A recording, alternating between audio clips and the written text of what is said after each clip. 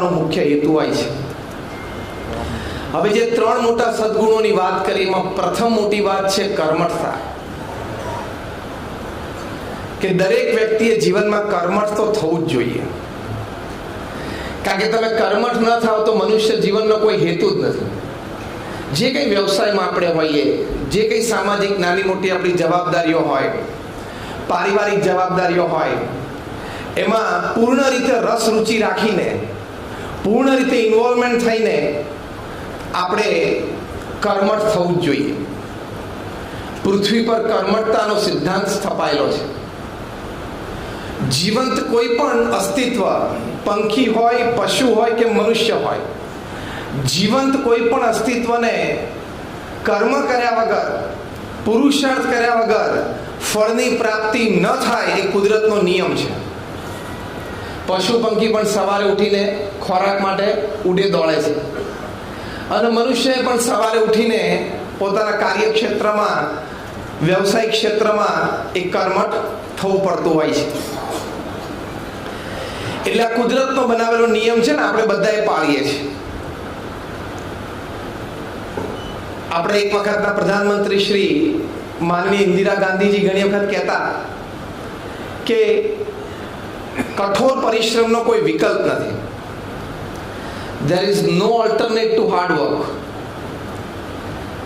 કોઈ વ્યક્તિ એમ ધારે કે સફળતાની આ સીડી અથવા તો ઊંચાઈની આ એક ટોચ, એની માટેનો એક સરળ રસ્તો છે અને શોર્ટકટ છે. There are no shortcuts to success. સફળતાને કોઈ શોર્ટકટ હોતો જ નથી. It is one step at a time. એક સમયે એક જ પગલું ભરાતું હોય છે. એ સમાજની આવી વિશેષ વ્યક્તિ હોય છે, દયાળભાઈના જીવન ચરિત્ર, એના સંસ્મરણો, એ પુસ્તક જે આપણે અત્યારે વિમોચન કર્યું, આવી વિશેષ વ્યક્તિઓ હોય, મહાન વ્યક્તિઓ હોય, એમના જીવનમાંથી એક આવી કર્મઠતાની વાત આપણને મળે છે. અંગ્રેજીમાં એક બહુ સરસ કહેવત છે કે the heights attained and kept by great personalities were not attained by sudden flight, but they, while their companions slept, were toiling upwards at night. એટલે કે મહાપુરુષો એમના જીવનમાં કંઈક ઊંચાઈઓ જે પ્રાપ્ત કરી છે એ રાતોરાત નથી કરી, પણ પોતાના સાથી મિત્રો અથવા તો સમકાલીન લોકો જ્યારે રાત્રે ચેનની નિંદ્રામાં સૂતા હતા ત્યારે રાત્રે ઉઠીને આ લોકોએ કામ કર્યું છે. રાત્રે મોડે સુધી જાગીને આ લોકોએ કામ કર્યું છે. ત્યારે પરિણામો આવતા હોય છે. 72 વર્ષે પીએમઓમાં બેસીને 14 કલાક કામ થાય ત્યારે દેશમાં બધા પરિણામ આપણને જોવા મળે છે. એટલે કર્મઠતાનો સિદ્ધાંત તો છે જ. દરેક વ્યક્તિએ પુરુષાર્થ કરવો પડે, અને પુરુષાર્થથી ફળ મળે જ છે. કદાચ તત્કાળ ના મળે, અમુક વખતે તત્કાળ મળે, અમુક વખતે થોડા સમયે મળે, પણ એક બહુ જ સરસ સિદ્ધાંત છે, નો હાર્ડ વર્ક એવર ફેલ્સ. કોઈ પુરુષાર્થ કે કોઈ કર્મ ક્યારે નિષ્ફળ જતું નથી. કદાચ આજે ફળ ન મળે તો 2, 5, 15 મહિને મળે, 2, 5, 15 મહિને ન મળે તો 2, 4, 5 વર્ષે મળે, પણ મળે ખરું. કારણ કે પૃથ્વી ગોળ છે એટલે બધું ફરી પાછું આવે છે. એટલે કર્મ પણ ફરીને પાછું આવે જ છે. એવી શ્રદ્ધા કર્મઠતામાં રાખવી એ આવા વિશેષ વ્યક્તિઓના જીવનમાંથી આપણે શીખીએ છીએ. હું જે સંસ્થામાંથી આવું છું, BAPS સ્વામિનારાયણ સંસ્થા, જેના એક કેમ્પસમાં અત્યારે આપણે બેઠા છીએ, તમને જે સામે ફોટોગ્રાફ દેખાય છે પ્રમુખ સ્વામી મહારાજનો, એમના જીવનમાં જે કર્મઠતા હતી, એમના જીવનમાં એકલા હાથે એમણે જે કામ કરી બતાવ્યું, એ કદાચ આપણે કહેવું હોય તો કહી શકીએ કે આપણે બધા અહીંયા બેઠા છીએ ને, આપણા બધાનો વહીવટ અને વ્યવહાર ભેગો કરો ને તો એમણે એકલાએ જે કર્યું છે ને એના 1% ના આવે. આપણા બધાનું, આપણા બધાનો વહીવટ વ્યવહાર ભેગો કરીએ ને એટલે એમના 1% ના આવે. આ તમને અત્યારે એક કેમ્પસ દેખાય છે. આવા 1300 કેમ્પસ 45 વર્ષમાં એકલા હાથે ઉભા કર્યા.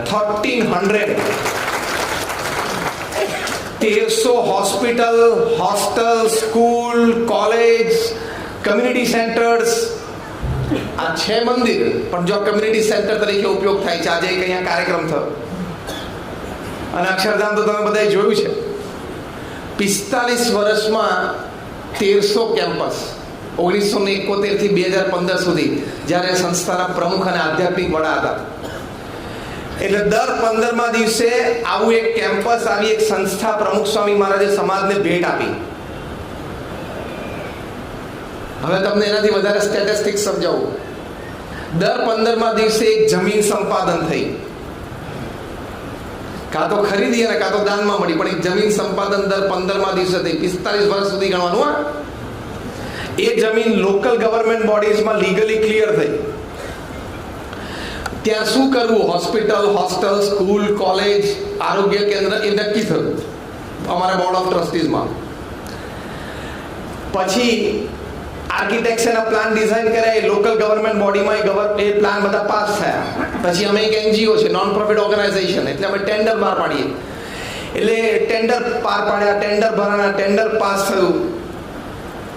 પછી ખાત વિધિનો પ્રસંગ થયો આવા બધા લોકોની હાજરીમાં. કોન્ટ્રાક્ટ અપાયો અને કોન્ટ્રાક્ટરે બાંધકામ ચાલુ કર્યું. જે કંઈ 5 માળનું બિલ્ડિંગ, જે કંઈ બીજા બિલ્ડિંગ એ કેમ્પસમાં ઊભા કરવાના, તે બધા બાંધકામ પૂરા થયા. એ સંસ્થા ચલાવવા માટે 2-5 સમર્પિત વ્યક્તિઓ જોઈએ, આજીવન સંસ્થાને સમર્પિત, એ નક્કી થઈ. પ્રમુખ સ્વામી મહારાજ એમને આજ્ઞા કરીને કહ્યું કે હવે તમારે ફૂલ ટાઈમ આ સંસ્થામાં સેવામાં જોડાવાનું છે. એટલે એ કાર્યક્રમ થયો. જે બીજી 15, 25, 50, 100 વ્યક્તિઓ પેડ બીજા સ્ટાફ તરીકે જોઈએ, એ આવી ગયા. ઉદ્ઘાટન સમારોહ નક્કી થઈ જાય. ઉદ્ઘાટન સમારોહ થઈ જાય અને સંસ્થાને સમાજની સેવામાં મૂકી દેવાની. દર 15મા દિવસે પ્રમુખ સ્વામીએ 45 વર્ષ સુધી આ કર્યું. કઈ કક્ષાની કર્મઠતા ખબર પડે તમને. વન મેન શો, એક વ્યક્તિ સંસ્થા. સાથે સાથે દુનિયાના 60 દેશોમાં 18,000 ગામો અને શહેરોમાં જાતે ફર્યા. કોઈ જાહેર જીવન જીવનારી વ્યક્તિને પૂછજો તો ખરા કે 18,000 ગામોમાં જવું એટલે શું? જાહેર જીવન કોઈ જીવતું એને પૂછજો, 18,000 ગામોમાં જવું એટલે શું? 3.5 લાખ ઘરમાં એ જાતે ગયા છે, પરિવાર સાથે બેઠા છે. જ્યારે એમની ઉંમર 68, 70, 72, 75 હતી ને, ત્યારે રાત્રે 12 વાગ્યા સુધી આદિવાસીના ઝૂંપડામાં બેઠેલા અમે એમને આંખથી જોયા છે. 3.5 લાખ ઘરે. તમારી દીકરીને લગ્ન હોય ને ત્યાં તમે 20 ઘરે કંકોત્રી નથી આપવા જઈ શકતા. કારણ કે 8માં અમે 2 જઈ આવ્યા છે, 4-5માં દીકરો જઈ આવશે, 2-4માં ભત્રીજો જઈ આવશે. પછી કે હું ફોન કરી દઈશ. 3.5 લાખ પર્સનલ હોમ વિઝિટ્સ. એ પરિવાર સાથે બેસીને એને નિર્વ્યસની કર્યો, સંસ્કૃત કર્યો. પ્રમુખ સ્વામી મહારાજે લોકો પત્ર લખતા, વ્યક્તિગત જીવન માટે, પારિવારિક જીવનના કોઈ પ્રશ્ન હોય, વ્યવસાયિક જીવનના, એવા 7.5 લાખ પત્રોને એમણે ઉત્તર આપ્યા. એટલે 45 વર્ષ સુધી રોજના 70 પત્રો વાંચીને ઉત્તર આપ્યો. 45 વર્ષ સુધી રોજના 70 પત્ર. આ આંકડા તમે કોકને કહેશો ને તેના ઈમેલ ચક્કર આવવા મળશે. તમારા સુરતનો સૌથી મોટો બિલ્ડર હોય ને એને પૂછજો તો ખરા કે ભૂલથી 1300 જમીનો જોઈ છે? ભૂલથી, આમ વિડીયો ઉપર જોઈ છે એવું તો પૂછજો. અને આ જમીન ઉપર આમ પગ મૂક્યો છે કે આ જમીન કદાચ આપણે કંઈક કરીએ, કદાચ કંઈક લઈએ, કદાચ આ જમીન ઉપર કંઈક પ્રોજેક્ટ કરીએ. આ બે એટલા માટે તમને કહ્યું કે વ્યક્તિ નક્કી કરે કે મારે કર્મઠ થવું છે અને સમાજને આપવું છે, તો કઈ કક્ષા સુધી કરી શકે ને. નોટ સ્કાય, આકાશ લિમિટ નથી. સમાજ સેવા માટે પ્રમુખ સ્વામી લિમિટ છે, આકાશ નહીં. પ્રમુખ સ્વામી ઇઝ ધ લિમિટ. એની વચ્ચે અમારા જેવા 1200 સંતોને દીક્ષા આપી. એમાં 750 થી પણ વધારે સંતો graduate, post graduate, chartered accountant, doctor ને એન્જિનિયર છે. એમાંથી 150 થી પણ વધારે સંતો અમેરિકા અને ઇંગ્લેન્ડના બોર્ન, બ્રિટિશ ત્યાંના સિટીઝન છે. ત્યાં ભણ્યા, ત્યાં ગ્રેજ્યુએટ થયા. અને 50 જેટલા સંતો Stanford, Harvard, Carnegie Mellon, Yale ઇન્સ્ટિટ્યૂટમાં ભણેલા છે. તમને એમ ના લાગે કે નહીં ફાવ્યું, નહીં જામી ગયું એટલે અહીંયા આવ્યા. હા, લોકોને સંતોને જો એમ લાગે કે આમ બિચારા નહીં બહુ જામ્યું હોય, નહીં બહુ ફાવ્યું હોય, બધું બહુ જામેલું હતું ને બધું બહુ ફાવેલું હતું. તો પ્રમુખ સ્વામી મહારાજનું આટલું પવિત્ર જીવન જોઈને, એમની નિસ્વાર્થ સમાજ સેવા જોઈને એની માટે અહીંયા આવ્યા છે. એટલે કર્મઠ દરેક વ્યક્તિએ થવું પડે. જેમાં પુસ્તકમાં અશોકભાઈ એમના પરિવારે પ્રકાશિત કર્યું છે અને આજે આપણે વિમોચન કર્યું, એમાં દયાળભાઈના જીવનની એક કર્મઠતા, એનું વર્ણન કે કેટલી શ્રદ્ધાથી, કેટલા ઉત્સાહથી આ દક્ષિણામૂર્તિ અને લોકભારતી સંસ્થામાં પોતે જોડાયેલા હતા. આમંત્રણ કાર્ડમાં મનુભાઈ પંચોલીએ, દર્શકે જે એમના વિશે વાત લખી છે અને તમારા પરિવાર વિશે જે વાત લખી છે, એ વાંચતા પણ આપણને આનંદ થાય કે આવા એક બૌદ્ધિક વ્યક્તિ મનુભાઈ પંચોલી એ દરેક વાત વિશ્લેષણ કરીને બોલે અને લખનાર વ્યક્તિ, એ વ્યક્તિએ દયાળભાઈને એમના પરિવાર માટે, એમની કર્મઠતા માટે,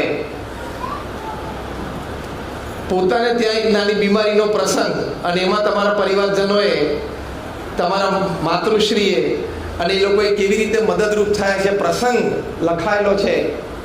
એટલે આવી કર્મઠ વ્યક્તિઓથી સમાજ દીપી ઉઠે. પણ કર્મઠતાની સાથે સાથે આપણે સમજીએ છીએ કે આપણે ખૂબ કામ કરવું અને સારું કામ કરવું. આપણા મનમાં છે કે કામ કરવું અને સારું કામ કરવું.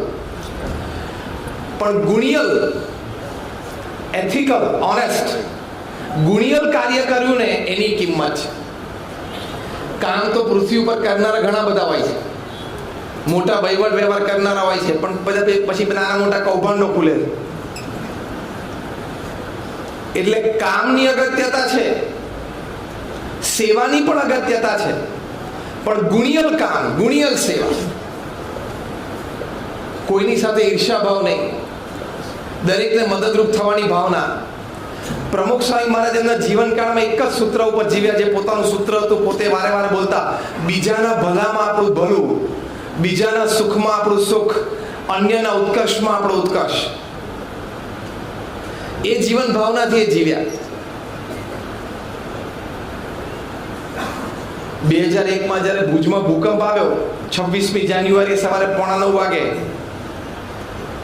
પ્રમુખ સ્વામી મહારાજે ભુજ મંદિરે ફોન કર્યો, અમારે આવું મંદિર છે ત્યાં, કે આપણું મંદિર ઊભું છે પડી ગયું?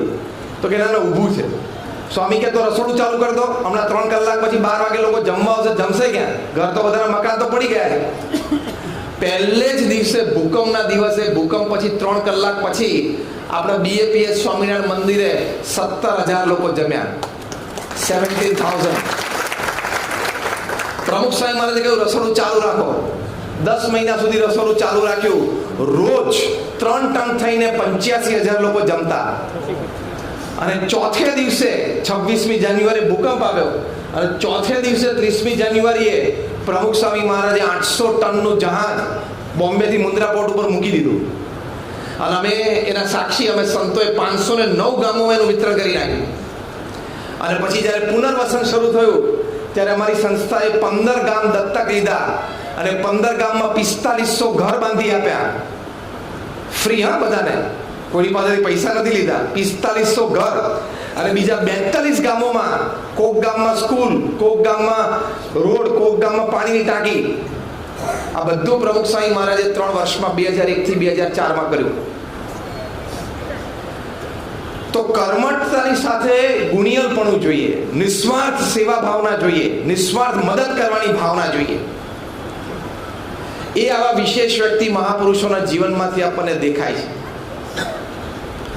બીજી વાત સરસ સદગુણની લખી છે પુસ્તકમાં, એ નૈતિકતાની વાત છે, એટલે કે મોરાલિટી. નૈતિકતા છે તમારી કર્મઠતાને શોભાડે. નૈતિકતા ના હોય ને તો કર્મઠતા શોભે નહીં. કર્મઠતાને શોભાડવા માટે નૈતિકતા જોઈએ. નૈતિકતા ના હોય તો કર્મઠતા મજૂરી બની જાય. નૈતિકતા ના હોય તો કર્મઠતા મજૂરી બની જાય. અને નૈતિકતા હોય તો કર્મઠતા સોળે કળાએ દીપી ઉઠે. એટલે નૈતિકતા કોઈ દિવસ ચૂકવી નહીં. નૈતિકતા ચૂકવો એટલે આપણામાં પશુમાં કોઈ ફેર જ નથી. નૈતિકતાથી જ માણસ અને પશુ બે જુદા પડે છે. મોરાલિટી કહેવાય એને. પશુમાં કોઈ નૈતિકતા જોવા મળતી નથી, પણ માણસમાં આ સદગુણ છે. એ સદગુણનો સંગ્રહ થાય, એ સદગુણ પ્રમાણે વર્તાય, એ સદગુણ આપણા દરેક નાની મોટી ક્રિયામાં અને કાર્યમાં એ આપણા માટે મુખ્ય બેઝ અને ફાઉન્ડેશન રહે, એની કિંમત છે. બાકી કર્મઠતામાં તો લોકો મોટા મોટા કાર્ય કરે પણ છે, રાષ્ટ્રીય કક્ષાએ, આંતરરાષ્ટ્રીય કક્ષાએ, પણ નૈતિકતા ના હોય તો આજે નહીં તો કાલે, અને કાલે નહીં તો પરમ દિવસે પ્રશ્ન આવે જ. પૃથ્વી ગોળ છે, અને ગોળ છે એટલે પૃથ્વીને કોઈ ખૂણો નથી, અને કોઈ ખૂણો નથી એટલે આપણું ખોટું કરેલું એ પૃથ્વી ક્યાંય સાચવી શકવાની નથી. આ વાત પ્રમુખ સ્વામી મહારાજ એમના દેશી ગામથી દ્રષ્ટાંતથી બહુ સરસ સમજાવતા કે તમે ગામમાં કૂવો હોય ને કૂવામાં તમે નાવા પડો અને તમે અંદર ડૂબકી મારો, તમે ત્યાં નીચે તમે સંડાસ જાઓ, તમે બહાર આવો એ પહેલા તમારું પોત ઉપર પ્રકાશી જાય કે તમે નીચે જઈને કર્યું છે શું, જેને ફિઝિક્સમાં આપણે બિયોન્ડ ફોર્સ કહીએ છીએ, એનાથી ઉપર આવી જાય. એમ અંધારામાં પણ અનૈતિક ક્રિયા કરી હશે, અજાણમાં પણ કરી હશે. એ આજે નહીં તો 5 વર્ષે, 5 વર્ષે નહીં તો 10 વર્ષે એ વાત બહાર આવશે, આવશે ને આવશે.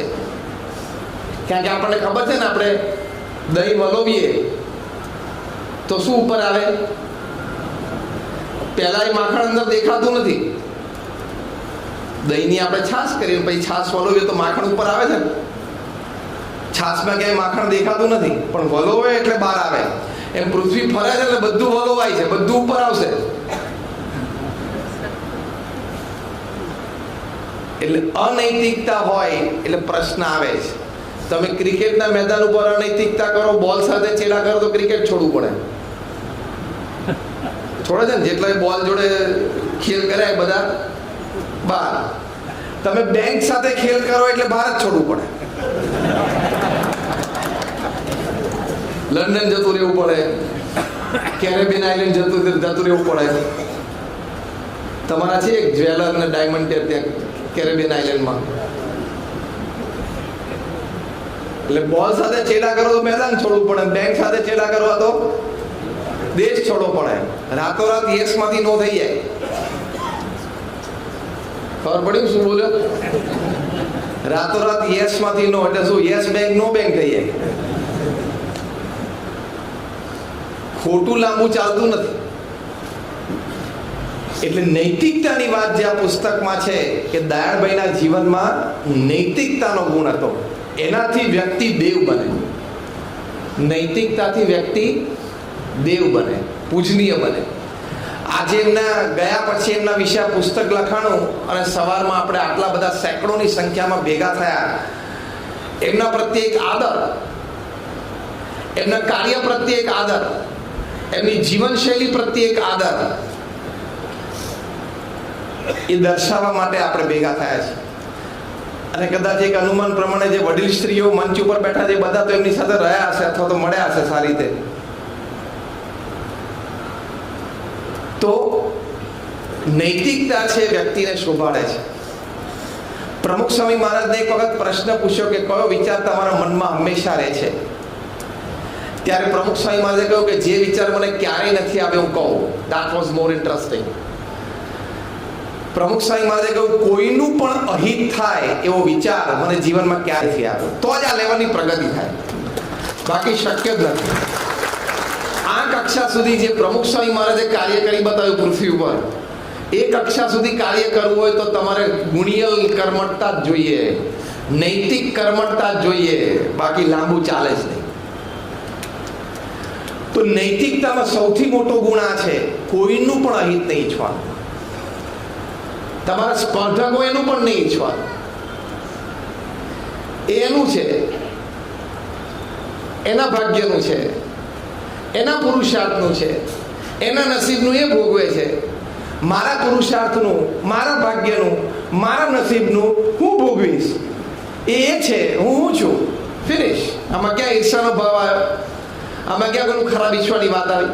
અને આમે તમારા ખરાબ ઈચ્છવાથી કે આપણા ખરાબ ઈચ્છવાથી કોઈનું ખરાબ તો થતું નથી. ઉલટાની એને ખબર પડે કે આના મારફતથી ઈર્ષ્યા છે તો વધારે મજા આવે. કોઈની ઈર્ષ્યાથી કોઈનું બગડતું હોય અથવા આપણું સુધરતું હોય એવો એક પ્રસંગ મને સમાજમાં લાવી આપો, તમારા અનુભવનો કે બીજાના અનુભવનો. આ બહુ મોટી નૈતિકતાની વાત કરું છું. આપણે ઈર્ષ્યા કરવાથી કોઈનું બગડતું હોય એવો એક પણ પ્રસંગ નથી. કોઈ વ્યક્તિ પ્રત્યે તમને ઈર્ષ્યા હોય તેનું બગડવાનું નથી અને પાછું તમારું સુધરવાનું પણ નથી. પણ એક પરિણામ ચોક્કસ છે, તમારું બગડશે, ઈર્ષ્યા કરનારનું બગડશે. ઈર્ષ્યા કરવાથી કોઈની પ્રગતિ નથી થઈ. અને ઈર્ષ્યા કરવાથી પ્રગતિ થતી હોય તો આખા ભારતમાં અત્યારે એક જ જગ્યાએ એન્ટિલિયા છે, મુંબઈમાં. બીજા 100-200 ના હોય. ભારતમાં એન્ટિલિયા કેટલા છે? એક છે. 27 માળનું બિલ્ડિંગ, દુનિયાનું કોસ્ટલીએસ્ટ રેસિડન્સ, સૌથી મોંઘું ઘર પૃથ્વી પરનું એક જ છે. ઈર્ષ્યા કરવાથી તમારી પ્રગતિ થતી હોય તો બીજા 100-200 ના હોય. એટલે સામાન્ય માણસ તરીકે સામાન્ય બુદ્ધિથી પણ વિચારી રાખવાનું કે કોઈના પ્રત્યે ઈર્ષ્યા કે અદેખાઈમાં ટાઈમ બગાડી એની કરતા આપણે આપણા કાર્યક્ષેત્રમાં બુદ્ધિ લગાડી મહેનત ના કરીએ. એના નસીબનું એના પુરુષાર્થનું ભોગવે છે, હું મારા પુરુષાર્થનું મારા નસીબનું ભોગવીશ. આ મોટી નૈતિકતા છે. બીજી એક મોટી નૈતિકતા છે સંપની ભાવના રાખવી. ભાઈઓ ભાઈઓમાં સંપ, પરિવારજનોમાં સંપ, સમાજમાં સંપ. અત્યારે જે કઈ સમાજના પ્રશ્નો છે, રાષ્ટ્રના કે આંતરરાષ્ટ્રીય કક્ષાએ પ્રશ્નો છે, એ સંપનો અભાવ છે એટલે જ છે. સંપ નથી એટલે એકબીજાને સમજવાની તૈયારી જ નથી. સમજી નથી શકતા એવું નથી, સમજવાની તૈયારી જ નથી. અત્યારે અમારા ગુરુવરી છે મહંત સ્વામી મહારાજ સંપ ઉપર બહુ જ વાત કરે છે કે વ્યક્તિ વચ્ચે, પરિવારમાં, સમાજમાં સંપ હોય તો દરેકનો ઉત્કર્ષ થાય. આપણે નાનપણથી એક કહેવત ભણતા હતા, સંપ ત્યાં જમ. એટલે શું? સંપ ત્યાં બધી પ્રગતિ, બધાનો ઉત્કર્ષ. પણ સંપ ના હોય તો બહુ મોટો પ્રશ્ન થાય. જો જેમ કર્મઠતાનો સિદ્ધાંત પૃથ્વી ઉપર કુદરતે મૂકેલો છે એમ સંપનો પણ સિદ્ધાંત પૃથ્વી ઉપર મૂકેલો છે. પણ આપણે બધા બુદ્ધિશાળી પાછા બહુ છીએ ને, અને ડાયા ખરા, અને પછી એની ઉપર પાછા અડધા. કેટલા? એટલે શું કહેવાય? દોઢ ડાયા. એટલે સંપને સમજી નથી શકતા એટલે આ બધા પ્રશ્નો છે. તમારામાંથી સૂર્યમુખીનું પુષ્પ કેટલાય જોયું છે? આંગળી ઊંચી કરો. બધાએ જોયું છે. સૂર્યમુખી એનું મુખ ક્યાં હોય? કઈ તરફ હોય? સૂર્ય તરફ. હવે જ્યારે સૂર્ય ખૂબ વાદળોમાં દબાયેલો હોય, જે વર્ષા ઋતુમાં, ચોમાસામાં ઘણી વખત એકદમ કાળા વાદળા હોય, એની પાછળ સૂર્ય દબાઈ ગયો હોય, ત્યારે તમે સૂર્યમુખીને જોયું છે? એ પ્રસંગે કોઈ સૂર્યમુખીને જોયું હોય તો એ આંગળી ઊંચી કરો. એટલે પછી મને એક પ્રશ્ન પૂછું, જો કે હવે બિચારો કરનારો છે, નહીં કરે નહીં. સિમ્પલ ક્વેશ્ચન છે. એ વખતે એનું મુખ ક્યાં હોય છે? આમ નીચે થઈ જાય. અડધો જવાબ સાચો છે તમારો. જ્યારે સૂર્ય છે એ કાળા વાદળોમાં ઢંકાયેલો હોય ને, ત્યારે સૂર્યમુખી આમ સૂર્ય તરફ ના હોય, આમ નીચે તરફ હોય. પણ જોજો એકબીજાની સામે થઈ જશે. બાયોલોજિસ્ટ એટલે કે જે વૃક્ષ વિજ્ઞાન જાણતા હોય એ લોકો આની પર ખૂબ સંશોધન કર્યું કે બરોબર સૂર્ય દેખાતો નથી પણ લાઈટ તો છે ને, સૂર્યની શક્તિ તો છે ને, તો કેમ થોડી શક્તિ પણ સનફ્લાવર એટલે કે સૂર્યમુખી ગ્રહણ નથી કરતું? એ વખતે સૂર્યમુખીના પુષ્પ એકબીજાની સામે થઈ જાય, આમ એકબીજાના મુખારબિંદ એકબીજાની સામે આવી જાય. બહુ સંશોધન પછી, દાયકાઓ પછી ખબર પડી કે જ્યારે સૂર્ય ઢંકાયેલો હોય ત્યારે સૂર્યમુખીના પુષ્પ એકબીજાની સામસામે એટલા માટે થઈ જાય છે, એકબીજાને શક્તિ આપે છે, એનર્જી આપલે થાય છે. કે કોઈ પાસે ઓછી શક્તિ હોય ને ચીમડી જવાનું હોય, કરમાઈ જવાનું હોય, તો બીજું પુષ્પ એને શક્તિ આપે છે. ફરી સૂર્યોદય થાય અથવા સૂર્યનો પ્રકાશ પ્રાપ્ત થાય ત્યાં સુધી એકબીજાને હેલ્પ કરે છે. આ સંપની ભાવના કુદરતમાં છે. એ પણ આ લોકોએ 24, 48, 50, 75 કલાક સુધી વિડીયો કેમેરા ચાલુ રાખીને એ પણ માર્ક કર્યું કે ઘણી વખત આમ એકબીજાની સામે હોય ને પછી ધીમેથી ફરી પાછા બીજા પુષ્પની સામે થઈ જાય, પાછું ફરી જાય, હા ફરી બીજાની સામે થઈ જાય. એટલે કે ત્યાં એનર્જી લેવલ સેટ થઈ ગયું શક્તિનું, હોય પાછું બીજા જોડે સેટિંગ કરવાનું. આપણે સામે થઈ જઈએ છે, આપણે આમ સામે થઈ જઈએ છીએ, પણ શું? લેવા માટે, દેવા માટે નહીં, લેવા માટે. તમે જોજો રાત્રે એકદમ નિરાંત હોય ને, રોડ ઉપર કોઈ વાહન ના હોય ને, કોઈ માણસ ના હોય, રાત્રે 1, 2, 3 વાગે કોઈ માણસ ના હોય, વાહન ના હોય, ત્યારે રોડ ઉપર કોણ હોય? બધાને જવાબ તો ખબર છે, ડોગ્સ હોય, કૂતરા હોય. કારણ કે એને પછી એમ થાય કે હવે મારો ટાઈમ આવે, અને લોકો ફસે. એ રાત્રે ફસે રોડ ઉપર, ઝઘડે. એક્ઝેક્ટ 12 કલાક પછી બપોરે 12 વાગે બીજે દિવસે 3 પીસ સૂટ પહેરીને, કોટી પહેરીને, એસી ઓફિસમાં બેસીને રાત્રે જે કૂતરાઓ અડધી રોટલી માટે ઝઘડતા હતા, બીજી દિવસે બપોરે 12 વાગે અડધી એકર જગ્યા માટે આ 2 જણા ઝઘડે. માણસ કરે તો એટલું જ છે.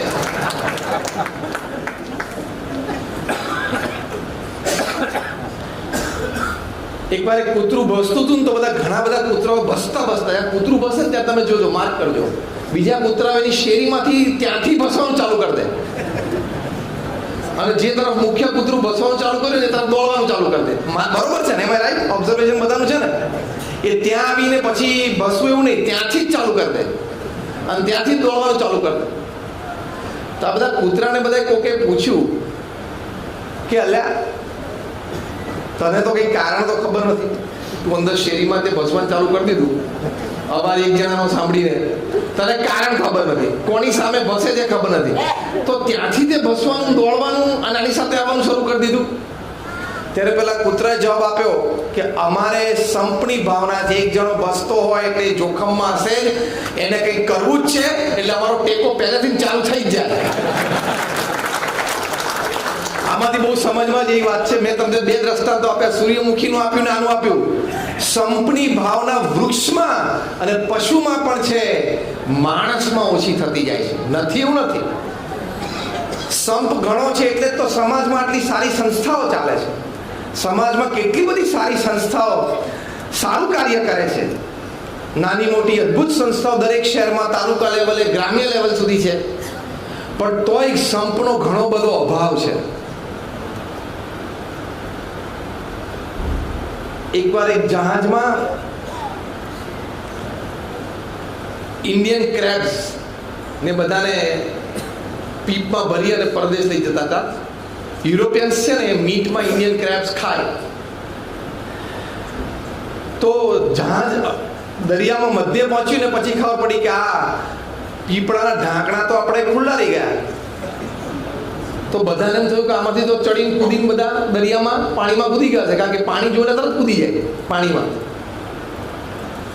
તો ગભરાતા ને મૂંઝાતા જે માલિક હતા દોડ્યા, તો એક પણ ક્રેબ કૂદીને બહાર દરિયામાં કૂદકો નહોતો માર્યો.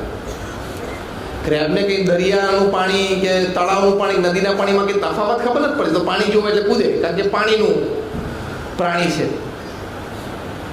થોડી વાર ઊભા એને જોયું, કેમ થયું આવું થવું ના જોઈએ. અત્યાર સુધીમાં તો આખું પીપળું ખાલી થઈ જવું જોઈએ, એનું કન્ટેનર. બધા દિવાલ ઉપર ચડીને કૂદી જવા જોઈએ. થોડી વાર ઊભા રહીને ઓબ્ઝર્વ કર્યું ને એટલે એમને એક અદ્ભુત ક્રિયા જોવા મળી. એક જણો આમ ચડીને ઉપર જાય ને છેક ટોચે પહોંચ્યો ને તો પાછળથી એક જણો ખેંચી નીચે લાવે. એટલે અમે બધા અહીંયા છીએ, તું ક્યાં ત્યાં પહોંચી ગયો? એટલે પેલા પૂછ્યું કે કેમ આવું થયું? કે ઇન્ડિયન ક્રેબ્સ છે. એક જણો આગળ જતો હશે ને, 2 જણા ખેંચશે. નૈતિકતા આ પુસ્તકમાં એ સદગુણ લખેલો છે. આ મોટી નૈતિકતા છે. કોક આગળ વધતો હોય તો દોડ. તારે ટેકાની જરૂર છે ને, હું આપીશ. ગમે ત્યારે મદદની જરૂર છે ને, હું ઊભો છું. પણ તું દોડે છે ને, સમાજનું સારું કામ કરે છે ને, કર. એવી ભાવના રાખવી એ મોટી નૈતિકતા છે. એ આપણા જીવનમાં આપણે દ્રઢ કરવાની. નહીં તો મેં કહ્યું એમ ઈર્ષાથી કે અદેખાઈથી કોઈનું કામ આજ સુધી થયું નથી અને થશે પણ નહીં. કોઈ સારું કામ કરતો હોય, પ્રગતિ કરતો હોય, તમે એના વિશે ગમે તેટલું ખરાબ બોલશો, એનું કામ અટકવાતું નથી. તારો ટાઈમ બગડે છે, તારી શક્તિ બગડે છે અને તું કામ નહીં કરી શકે. એટલે દિલ્હીમાં અક્ષરધામમાં અમે ત્યાં અક્ષરધામના મેઇન મોન્યુમેન્ટમાં નીચે પેમ્પલેટમાં હાથીની સ્ટોરીઝ મૂકી છે બધી, કારણ કે હાથીઓએ સમાજની બહુ મોટી સેવાઓ કરી છે. રાજમહેલ બાંધવામાં, મંદિરો બાંધવામાં, પથ્થરો અને જંગલોમાંથી લાકડા લાવવામાં, એટલે મનુષ્યની સેવા પ્રાણીએ ખૂબ કરી છે. અને આટલું શક્તિશાળી છે છતાં નમ્ર અને વિવેકી છે. એટલે અમે એને યોગ્ય સ્થાન આપ્યું છે. દિલ્હી અક્ષરધામમાં તમે મેઇન મોન્યુમેન્ટ નીચે આખી પરિક્રમા છે. એમાં પહેલું જ દ્રશ્ય છે, હાથી ચાલ્યો જાય છે, પાછળ 2-3 કૂતરા ભસે છે. હાથીને એ ભસવાનું સંભળાતું નથી, હાથીને એ કૂતરા આગળ દોડે છે દેખાતા પણ નથી, અને એની કોઈ પરવા પણ નથી. એમ સમાજની આવી કોઈ વિશેષ વ્યક્તિ હોય, મહાન વ્યક્તિ હોય ને, એની પાછળ કોઈ બોલતું હોય, ભસતું હોય, એને એની કદર પણ નથી. એ જે કામ માટે નીકળ્યા છે એ સાચું અને સારું કામ કરતા હોય, એટલે જ એમના જીવન ચરિત્રમાંથી પ્રેરણા મળે. પૃથ્વી પર 0.00000 એટલે 9 0 પછી એકડો, 9 zeros પછી એકડો, એટલા વ્યક્તિઓ વિશે પુસ્તક છપાય છે. એમાં દયાળભાઈનું છપાઈ ગયું અને પ્રકાશિત થઈ ગયું. આ એક સર્વે પ્રમાણે પોઈન્ટ, ડેસિમલ પોઈન્ટ પછી 9 મીંડા અને પછી 1 એટલી વ્યક્તિઓ વિશે જ પુસ્તક લખાય છે. હા, કે પુસ્તક લખવા જેવું પાછું બધું થોડુંક મટીરિયલ તો મળવું જોઈએ કે નહીં? જમીનોના સોદા ખોટા કર્યા તેને પુસ્તક લખાય?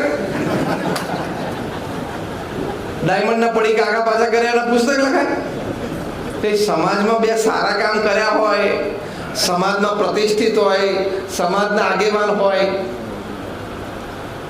એના વિશે કંઈક લખાય. સમાજને કંઈક આપ્યું એના વિશે લખાય, એમને ના લખાય. એટલે પોઈન્ટ પછી 9 મીંડા અને 1 એટલી વ્યક્તિઓ વિશે જ પુસ્તક લખાય છે. એટલે આવી સારી અને વિશેષ વ્યક્તિઓ વિશે એ આપણને ઘણી બધી પ્રેરણાઓ મળે. અને ત્રીજી વાત લખી છે નિષ્ઠાની વાત, કે નિષ્ઠા પછી ઈષ્ટ નિષ્ઠા હોય, ગુરુ નિષ્ઠા હોય, કાર્ય નિષ્ઠા હોય, ભગવદ નિષ્ઠા હોય, કોઈ પણ પ્રકારની એક નિષ્ઠા છે ને, એ તમારી કર્મઠતા અને નૈતિકતા માટે મુખ્ય ચાલક બળ છે. આપણને લાગે કે આ પંખો ફરે છે, આ સ્પીકરમાંથી અવાજ આવે છે, પણ એ બધાની પાછળનું ચાલક બળ શું છે? ઇલેક્ટ્રિસિટી. એ દેખાય નહીં પણ બધાનું ચાલક બળ.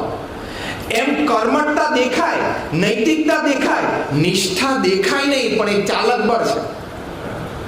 કારણ કે સમજણ છે. નિષ્ઠા એક વિચાર છે, એ પ્રદર્શિત કરવાની વાત નથી.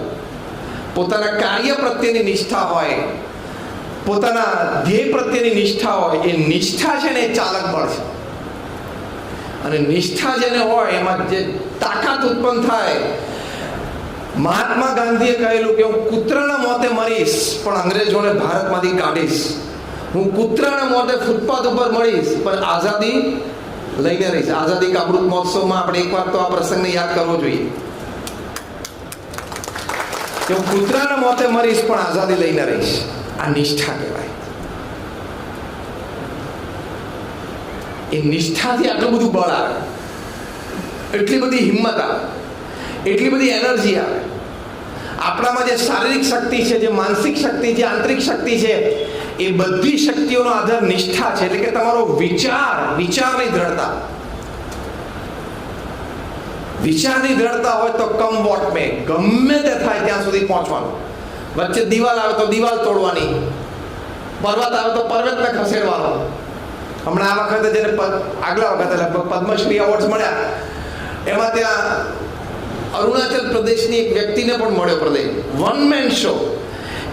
એના ગામમાંથી કોકને તાલુકા પ્લેસ ઉપર કોઈ હોસ્પિટલમાં, એના ગામમાં તો કોઈ હોસ્પિટલ હતી નહીં, પણ તાલુકા જગ્યા ઉપર એક હોસ્પિટલ હતી. તો ગામમાંથી કોઈ હોસ્પિટલ જવું હોય ને તો આખો એ પર્વત ફરી અને નીચે ખાડીમાં ઉતરી, વેલીમાં ખીણમાં ઉતરી અને પાછું પેલી બાજુથી પર્વત ઉપર ચડી અને ત્યાં જાય. એટલે કોઈ પેશન્ટને જવું હોય ને તો એને લઈ જતા 4 કલાક થાય. એને ગામવાળા પાસે વિચાર રજૂ કર્યો કે આપણે આ પર્વતમાંથી રસ્તો પાડી દઈએ તો. એટલે આપણા બધા બેઠા હતા આપણા જેવા. કયા હવે પહેલા વાત કરીએ?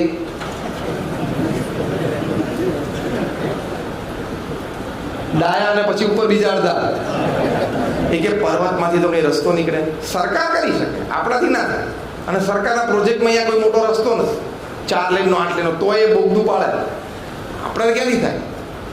કે આપણે બધા રોજ સવારે ખેતીમાં 4 કલાક જઈએ, પછી 12 વાગે હથોણી છીણી લઈને આવવાનું, આપણે રસ્તો પાડી દઈએ. એટલે બધાએ શું કીધું કે આ માણસ ગાંડો છે. કોઈ તૈયાર ના થયું એટલે કીધું હું કરીશ. અને રોજ 6 થી 8 કલાક છીણીને હથોડી લઈને બેસે. કોક વખત વળી બીજું કંઈક મોટું સાધન વાપરતા હશે, પણ કોઈ મશીનરી નહીં. યાર, બધું હાથથી ઉપયોગ કરી શકે એવું સાધન. અને 4 થી 5 વર્ષમાં એણે પર્વતમાં બોગદું પાડ્યું. આજે ગામના કોઈ પણ વ્યક્તિને તાલુકાની હોસ્પિટલમાં જવું હોય તો ફક્ત 20 જ મિનિટ થાય છે, 4 કલાકના બદલે. આને શું કહેવાય? નિષ્ઠા કહેવાય, કાર્ય નિષ્ઠા. કે ગમે તે સંજોગોમાં, ગમે તે ભોગે, કોઈ પણ હિસાબે મેં નક્કી કર્યું છે એટલે કરવાનું. આની માટે એક બહુ જ સરસ વિચાર એ છે કે કાર્ય નક્કી કરતા પહેલા, ધ્યેય નક્કી કરતા પહેલા તમે 100 વાર વિચાર કરો કે આનું પોઝિટિવ શું, નેગેટિવ શું, પ્રોસ કોન્સ શું, આમાં લાભ શું, ગેરલાભ શું, આમાં ક્યાં નુકસાન જઈ શકે, ક્યાં લાભ છે. એનો 100 વાર વિચાર કરવાનો. પણ 100 વાર વિચાર કર્યા પછી તમે કાર્ય નક્કી કરો કે હવે કરવું છે, પછી 100 વિઘ્ન આવે ને તો પણ ઉભા નહીં રહેવાનું. આ મહાપુરુષોના જીવનમાંથી તમને જોવા મળશે. કાર્ય શરૂ કરતા પહેલા કાર્ય બાબતના 100 વિચાર કરી લેવાના. કારણ કે ભગવાન આપણે બુદ્ધિ આપી છે, બુદ્ધિનો ઉપયોગ કરી લેવાનો, પ્રોઝ એન્ડ કોન્સ બધું વિચાર લેવાનું. પણ એકવાર નક્કી કર્યું કે આ કામ કરવું છે, એમ નક્કી કરો નથી કરવું તો પછી પતી ગયું, તો છોડી દીધું. પણ નક્કી કર્યું કે કરવું છે, પછી એમાં 100 વિઘ્ન આવે ને તો પણ ઊભું નહીં રહેવાનું. 100 વિઘ્ન આવે તો પણ ઊભું નહીં રહેવાનું. એને એક શબ્દમાં આ પ્રક્રિયાને વર્ણવી હોય તો એ શબ્દ છે નિષ્ઠા. સ્વામિનારાયણ અક્ષરધામ દિલ્હી કેટલાય જોયું છે? હાથ ઊંચો કરો. લગભગ બધાએ. યમુના નદીના કિનારે દિલ્હી જેવા શહેરમાં 110 એકર જગ્યા. 1968 થી પ્રમુખ સ્વામી મહારાજ દિલ્હીમાં આટલું ભવ્ય સ્મારક બનાવવા માટે જમીન જોતા હતા. 2000ની સાલમાં મળી. એટલે કેટલા વર્ષ રાહ જોઈ? 32 વર્ષ, 32 years. એ દરમિયાન અમારી સંસ્થા પાસે ઘણી બધી વાત આવી કે 5 એકરની જગ્યા સરસ છે, અહીંયા છે. પ્રમુખ સ્વામી મહારાજ કે ના, અમારા ગુરુ યોગીજી મહારાજ બોલ્યા છે કે યમુનાના કિનારે બનાવવું છે. એટલે ત્યાં જ ઘણી સારી વાત આવી. 32 વર્ષમાં આવે ને, 32 વર્ષથી તમે કોઈ પ્રોજેક્ટ માટે જમીન શોધતા, એટલે વાતો તો ઘણી આવે ને તમારી પાસે. પ્રમુખ સ્વામી મહારાજે નિષ્ઠા રાખી કે ના, ત્યાં જ. અને નિષ્ઠાના બળે 32 વર્ષ સુધી એ જજુમ્યા. વિશેષ વ્યક્તિ અને મહાપુરુષોના જીવનમાં એટલે એમના જીવન ચરિત્ર લખાતા હોય. આપણે કદાચ આવું કંઈક કામ માટે નીકળીએ, 2-4-6 મહિના થાય લોકો નહીં ગમે, આમાં નહીં ફાવે, આમાં નહીં જામે, બીજું કંઈક સારી હોય, સારું ત્યાં ચલો ત્યાં કરી નાખીએ. એટલે કર્મઠતા સુધી આપણે રહીએ, પણ નૈતિકતા સુધી આવવું, નૈતિકતા પછી નિષ્ઠા સુધી આવવું ને, એમાં મહાપુરુષોને આપણે જુદા પડી જઈએ. ત્યાં સુધી આપણે લોહી માંસ બધા સરખા, આપણા મહાપુરુષના. પણ નૈતિકતા અને નિષ્ઠાની વાત આવે ને, ત્યાં સામાન્ય માણસ જે 99.9999999 પૃથ્વી ઉપર છે, જે 0.0000001% છે ને, એનામાં આપણામાં અહીંયા ફેર પડી જાય. 32 વર્ષ પ્રમુખ સ્વામી મહારાજે 100 કરતા વધારે જમીનો જોઈ હશે દિલ્હીમાં, પણ કે નહીં આ જ. અને ત્યાં 2000ની સાલમાં મળી. પ્રમુખ સ્વામી મહારાજની ઉંમર એ વખતે 80 વર્ષની. પ્રમુખ સ્વામી મહારાજે સંકલ્પ કર્યો કે 5 વર્ષમાં પ્રોજેક્ટ પૂરો કરવો છે.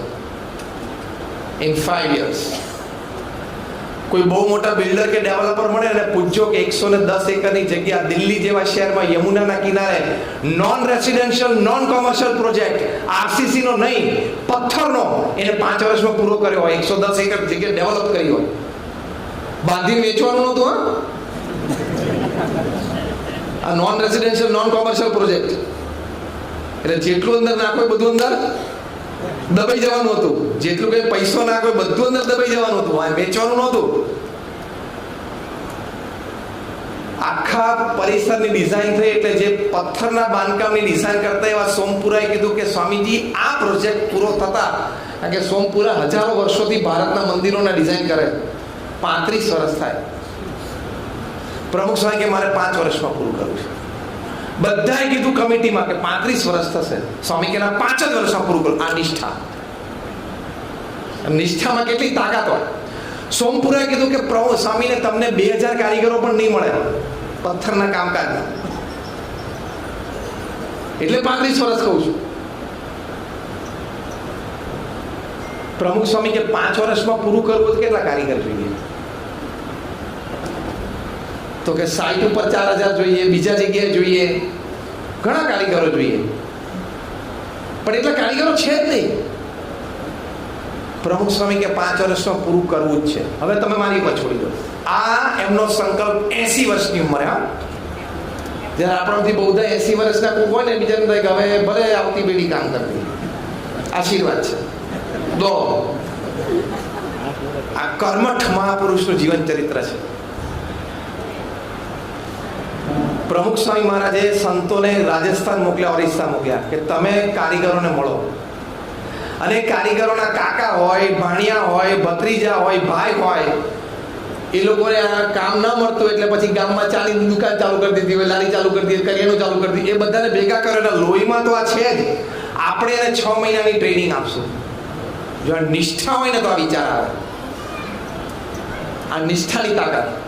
એટલે અમે બધા ઓરિસ્સાના ગામડાઓમાં ગયા અને રાજસ્થાનના ગામડાઓમાં ગયા, ત્યાં બધા કારીગરો ભેગા કર્યા.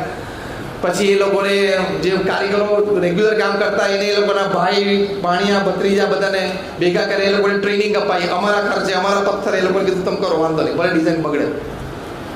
એમ કરીને આખો 4000 કારીગરોનો વર્કફોર્સ ઊભો કર્યો. અને પ્રમુખ સાહેબનો સંકલ્પ હતો એમ 2005ની સાલમાં પ્રમુખ સ્વામી મહારાજે અક્ષરધામ ખુલ્લું મૂકી દીધું. આ નિષ્ઠા. અને ખુલ્લું મૂક્યું ત્યારે એમની ઉંમર 85 વર્ષની હતી. અને કેવી નૈતિકતા! જ્યારે ઉદઘાટન સમારોહ હતો ત્યારે પ્રધાનમંત્રી શ્રી મનમોહનસિંહ બાજુમાં બેઠા હતા, આ બાજુ રાષ્ટ્રપતિ શ્રી કલામ સાહેબ હતા, દિલ્હીના લેફ્ટનન્ટ ગવર્નર હતા, વિરોધ પક્ષના નેતા એ વખતે એલ કે અડવાણીજી હતા. અને 160 દેશોમાં લાઈવ ટેલિકાસ્ટ હતું.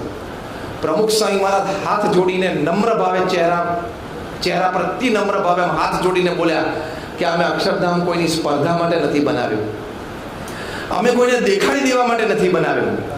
ફક્ત ભગવાન સ્વામિનારાયણ પ્રત્યે અમારી શ્રદ્ધા ભક્તિ, અમારા ગુરુ યોગીજી મહારાજનો સંકલ્પ અને અહીં આવનાર દરેક વ્યક્તિને જીવન ઉન્નત કરવા, જીવનમાં પવિત્રતા લાવવા માટે પ્રેરણા મળે એની માટે હવે બનાવ્યું છે.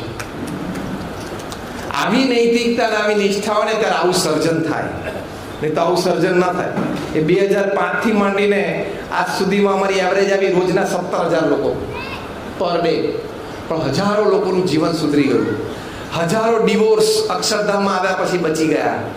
હજારો પરિવાર વચ્ચે વિસંગતતા હતી એ મટી ગઈ. હજારો ભાઈઓના ઝઘડા અક્ષરધામમાં આવ્યા પછી મટ્યા છે. હજારો પરિવાર કે વ્યક્તિઓમાં નોનવેજ એ અક્ષરધામમાં આવ્યા પછી નિયમ લીધો અને શાકાહારી થયા છે. હજારો એવા યુવાનો છે જે ડિપ્રેશનમાં, સ્ટ્રેસમાં હતા, એ અક્ષરધામમાં પ્રદર્શન જોયા પછી પાછા આવી ગયા છે. આ એક જુદા કક્ષાની સમાજ સેવા છે. આ એક અલગ લેવલની સમાજ સેવા જે તમે વ્યક્તિનું જીવન ઉન્નત બનાવી શકો. તો નિષ્ઠાથી આવું મોટું કામ થાય. અને અત્યારે એ અક્ષરધામ કરતા પણ 2 ગણી સાઈઝનું અક્ષરધામ અમેરિકામાં 265 એકર ઉપર બને છે. એ ઉદ્ઘાટિત થશે 2023માં, ત્યારે આખી પૃથ્વી ઉપર જય જયકાર થશે. એ પણ પ્રમુખ સ્વામી મહારાજનો સંકલ્પ હતો. આવું કાર્ય જોઈને અબુધાબીના રાજાએ અમને BAPS સંસ્થાને 27 એકર જગ્યા આપી દુબઈ અબુધાબી એક્સપ્રેસ હાઈવે ઉપર કે તમે અહીંયા અક્ષરધામ બનાવો રણમાં. અને અક્ષરધામ તુલ્ય કેમ્પસ અત્યારે ત્યાં ધમધોકાર અબુધાબીમાં ચાલે છે, જોહાનસબર્ગ સાઉથ આફ્રિકામાં ચાલે છે, સિડનીમાં ઓસ્ટ્રેલિયામાં ચાલે છે.